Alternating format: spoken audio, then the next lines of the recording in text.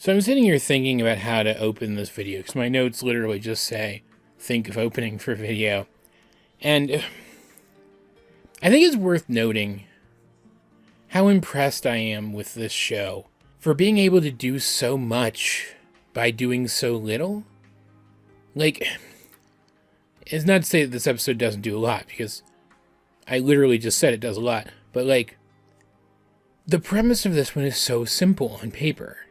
It's absolutely bonkers. Like, if I told you that the main character and or their friends get kicked out of school because of stuff they did in the past and they have to make some kind of deal or somehow prove themselves to get back in, I'm sure you could think of like half a dozen shows where something similar to that happens. And that is the basic premise of this episode, and it feels like it should just be, like, I don't like using the term filler really anymore, but the kind of episode that you could plug in basically anywhere in the series. And while it's not like it's pointless or anything, it's forgettable. It's the kind of episode you can never watch again, and you wouldn't really lose anything for it. But that's just not what this episode is. I've watched it 3 times now, and every single time I'm impressed by how many small details there are in this, as well as how much it builds the world and expands the storytelling possibilities of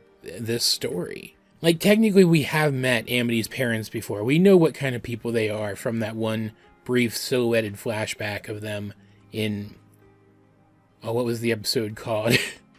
The one where they went inside Willow's head. But meeting them properly not only helps to flesh out Amity by showing us exactly the kind of people she had to grow up dealing with, but it fleshes out her siblings, and introducing them properly into the story expands the kinds of stories that can be told, because now that they're characters instead of just a plot device that one time, they can take an active role in things. And in fact, they are the instigator of the conflict of this episode, of the A-plot of this episode.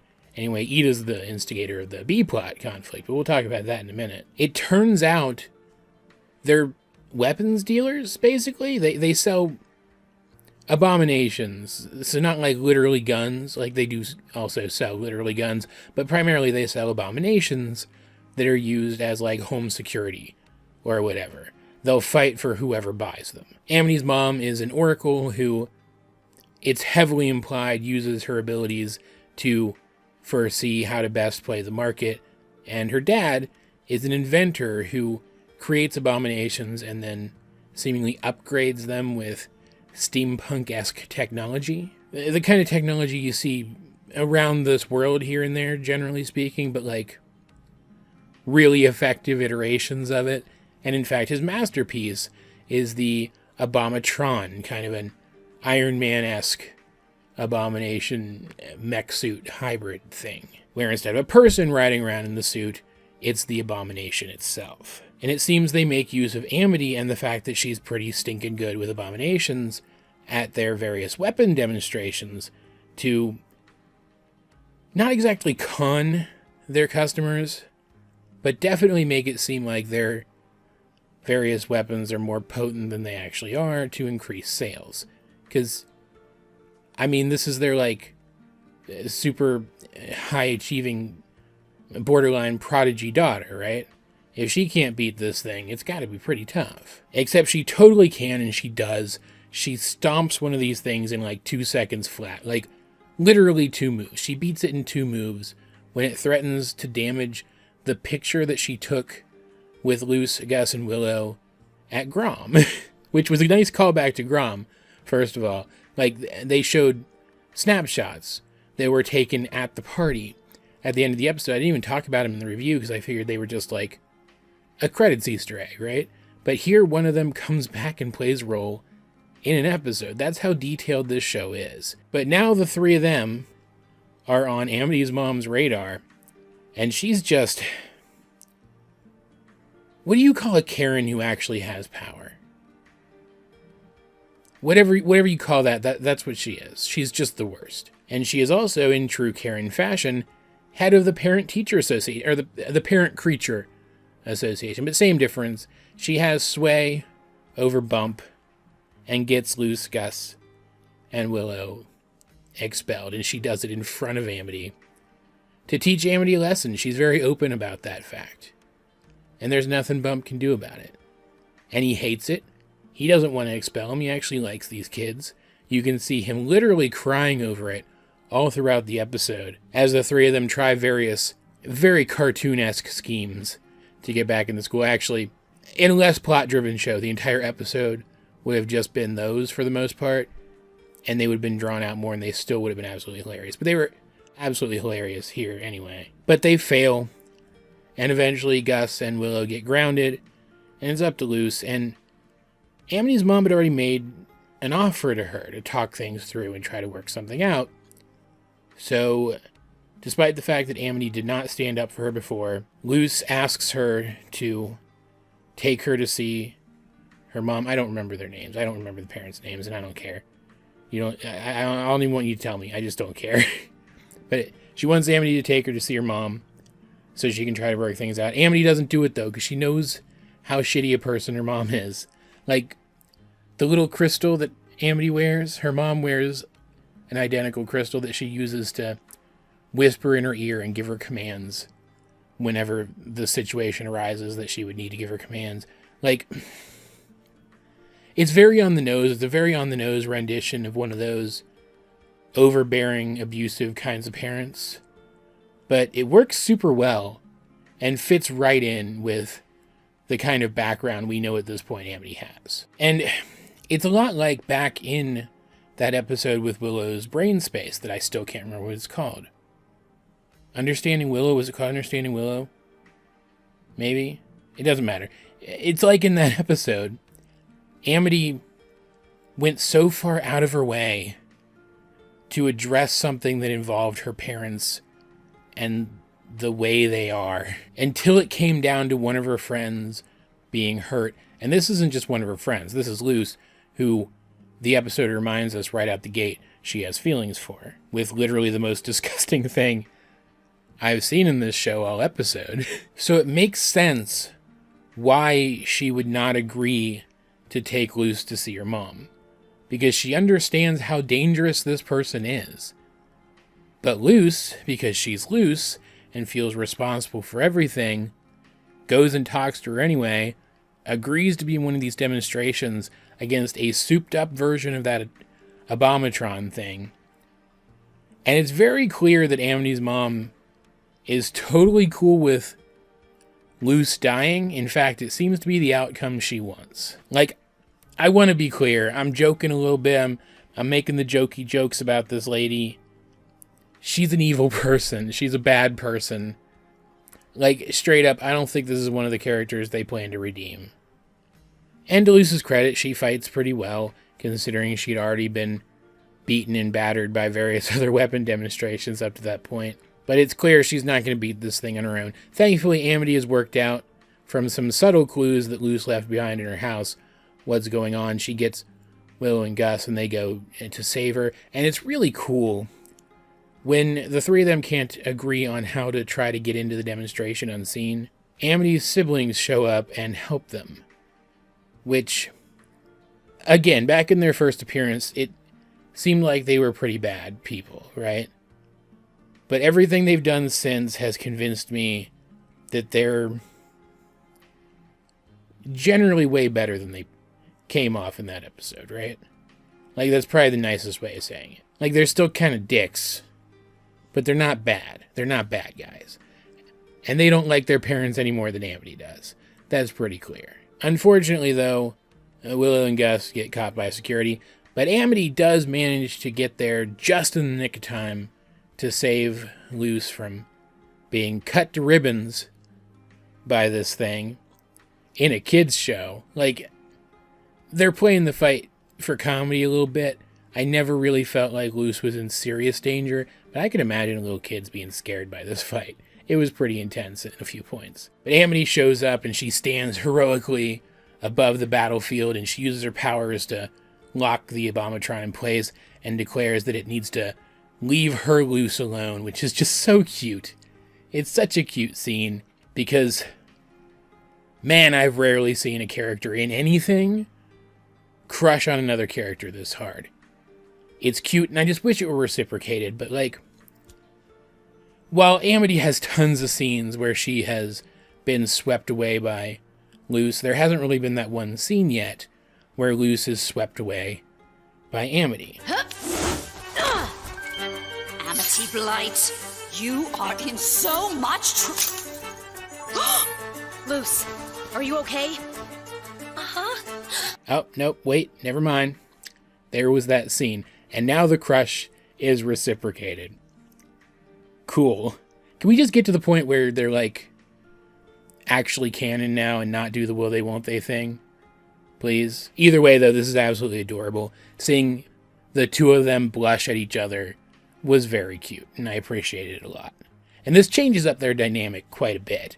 Because while Luce is super confident in situations where she's super confident, doesn't feel like this is going to be one of those situations, and I look forward to seeing how that plays out. Thankfully, though, Amity does also stand up to her mom here. She doesn't just stand up to the Abomatron, and they work out a different kind of deal, where the three of them get to go back to school, and they pretend to lose to the Abomatron the way that Amity always used to pretend to lose to them. Happy ending all around, and I say that very, very sarcastically, because not only does the Golden Guard show up at the end to buy the entire stock of these things and also fund research into making them even more powerful while threatening Amity's family in the process, which includes Amity, right?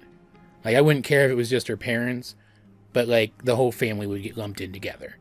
It's not like Belos is one to discriminate. I mean, he is, but, like, not in a situation like this. Not that kind of discrimination. But notice how I've talked about Amity's mom a lot, but I haven't mentioned her dad. And that's because at first, it seems like maybe he's not so bad. He seems a goofy kind of guy who gets easily distracted. The eccentric inventor type, right? And it seems like Amity's mom is controlling things, but there's a couple of glimpses to his true self during that demonstration. Like, at one point, Luce thinks it should be time for the demonstration to end because the Abomatron's genuinely trying to kill her. And he seems to agree, but he doesn't stop his wife or the Abomatron, which he created and therefore should have some control over. He just mentions that maybe they shouldn't kill a child. And then later, he only stops his wife from continuing to threaten harm on Luce and the others when he notices how much stronger Amity had to become so quickly in order to save Luce. When he sees that Luce is making her stronger, even implying that she might be Covenhead material one day. That it's better for the family if they let Amity continue to interact with Luce.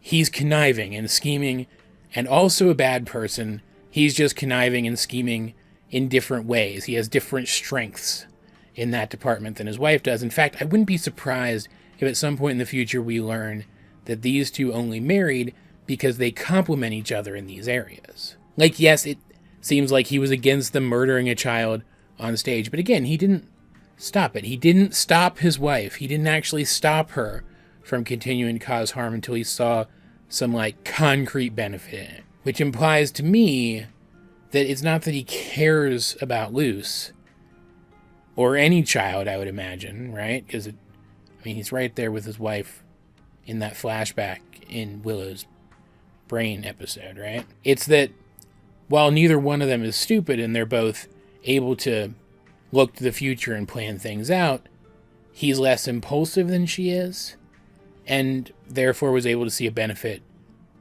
in something where she didn't, right? Like, I've seen people online talking about this episode and talking about, oh, he's the good one. He might be redeemable. I don't think so. I think these characters are both equally bad as each other. And all of that's great. That is a fantastic A-plot, because while it sounds cliche on paper, but it does its own thing and advances so much and opens up so many possibilities so quickly. It's magnificent.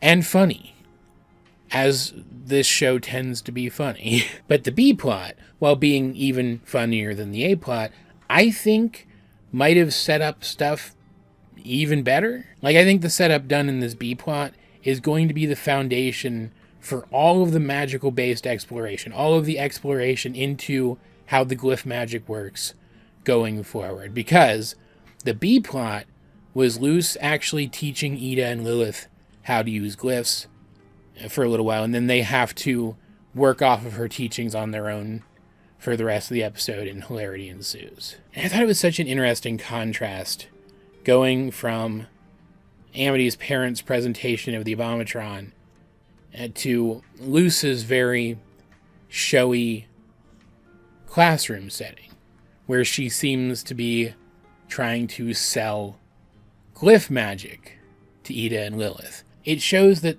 there might be a little bit of personality overlap, actually, as weird as it sounds, between Luce and Amity's mom. Which, if that's what they were implying, I don't know where they're going to go with that, but I could imagine some pretty interesting directions they could go with that in the future. The two characters ending up relating to each other in ways they wouldn't expect. For example, stuff like that. But it's during this lesson, it's apparently their third lesson overall, that we learn that apparently they've been searching for more glyphs, or more specifically, I guess, Luce has been searching for more glyphs and hasn't found any, and she doesn't know how she would go about doing that. And they eventually settle, like Ida and Lilith, eventually settle on, well, maybe these are the only four. And that the best way for them to try to get back some semblance of their old power will be to learn to mix these together to create effects that the individual glyphs can't create on their own. Because the lesson of the day, before Luce has to leave, was going to be, and she draws up the diagrams for it and stuff so they can work off of them, right? But how to alter glyphs and then arrange them in sequence in order to make the spell do what you want it to do, which explains how she was able to do the more creative stuff that she did on the ship in the last episode. Like, we even see how you compress them down into a single small sheet of paper like she typically uses by drawing the glyphs such that you can fold them on top of each other by folding a larger sheet of paper down to size. And so when the topic turns to trying to mix the various kinds of magic together to create additional effects, something that Ida wants to start doing right now before she really understands the basics of how this works yet, I kind of immediately understood how they would go about doing it.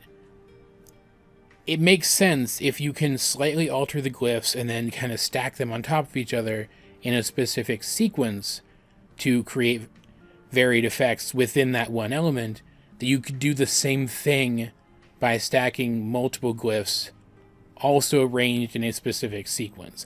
It seems like you first draw the individual glyphs on a larger circle, and then you fold the circle down so that the glyphs sit on top of each other. And so when Ida, partially inspired by the fact that she's jealous of Lilith, who seems to be succeeding at this new kind of magic simply because she has taken the time to learn the basics, and we get some more cute Lilith and Hootie scenes here as the result of this. She almost kills herself and King with a weird, spiky, growing ice spell thing that threatened to consume the entire owl house. When that happens, it makes sense that Lilith was able to come in with the proper glyphs written in the proper sequence and get control of the spell and end it before it could cause any more harm. And I like this a lot because it shows that while Ida didn't quite have the right idea, she was just taking glyphs and smashing them on top of each other, for lack of a better, more eloquent way of putting it. She did push Lilith to start thinking about that kind of thing maybe before she would have otherwise, where meanwhile Lilith, because she learned the basics and understood the basics, was able to take the ideas that Ida had started to present and started to come up with and figure out how to actually apply them properly. Both of their learning methods have merit.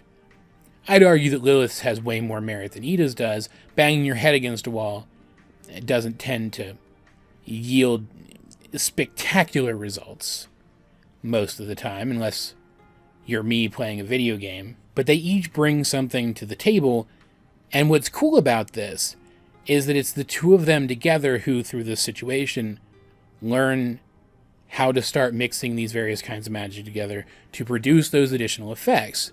Luce is practically not involved in it at all, which really hammers home the fact that it's going to be the three of them together, working together, who learn how to use this new kind of magic going forward, which is something that was promised to us at the end of the first season. Like, it's so weird. This is twice now, because I do feel like the B plot in the season premiere was just as strong as the A plot. The budding friendship between Lilith and Hootie feels like it's going to be very important going forward, especially considering that Lilith is going to need a friend within the main cast to keep her grounded in case she's ever tempted back to the dark side later, right? But that means that this is twice now that I feel like the A and B plots of the episode are both great and both feel roughly equally important. Like, that might be a little more true in this episode, probably, but I still think it's true of the two episodes overall. Like, notice how this review is like twice the length that it could have been if this were a season 1 episode where I talked at length about one of the two plots and then only mentioned the other one in passing. I don't feel like I can do that here. Both of these plots feel like they hold enough weight that they have to be talked about in detail. Like, I can't even cite the dynamic between Luce and Amity as a reason to elevate the A plot of this episode above the B plot, because I find the dynamic between Ida and Lilith just as delightful. For completely different reasons, but still, seeing the two of them together interacting in an academic setting, seeing their different learning methods clashing in real time, was such a treat. Both of these characters were perfectly in character based on what we know about them from various past episodes that described the way they learn. It felt so organic, and it was hilarious.